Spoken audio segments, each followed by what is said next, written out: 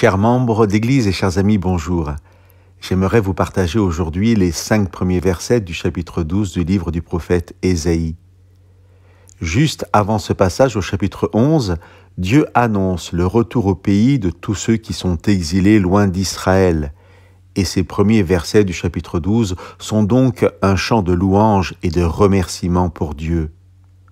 Mais pour le chrétien, au-delà de ce contexte historique, ce texte magnifique est aussi une prophétie qui fait référence à une autre réalité que le simple retour du peuple en terre d'Israël, celle de la promesse d'une nouvelle terre où il n'y aura plus ni pleurs ni douleurs et où la justice habitera pour toujours.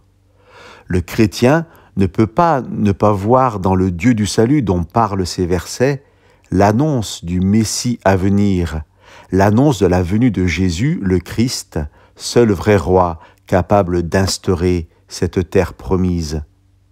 Jésus est ce Messie qui a commencé à réaliser cette prophétie en venant vivre parmi nous, nous réconcilier avec le Père, vaincre le mal et annoncer le royaume, et dont nous attendons aujourd'hui le retour pour que s'accomplisse pleinement la promesse de cette nouvelle terre. Chers amis, que ces versets soient pour chacun une source d'encouragement et de bénédiction. Tu diras en ce jour-là, « Je te célèbre, Seigneur. Tu as été en colère contre moi, mais ta colère s'en est retournée. Tu m'as consolé. C'est le Dieu de mon salut, j'ai confiance. Rien ne m'effraie. Car le Seigneur est ma force et ma puissance. Il est mon salut.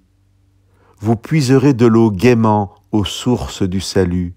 En ce jour-là, vous direz, célébrez le Seigneur, invoquez son nom, faites connaître parmi les peuples ses hauts faits, rappelez combien son nom est sublime. Chantez le Seigneur, car il a fait des choses magnifiques, qu'elles soient connues par toute la terre.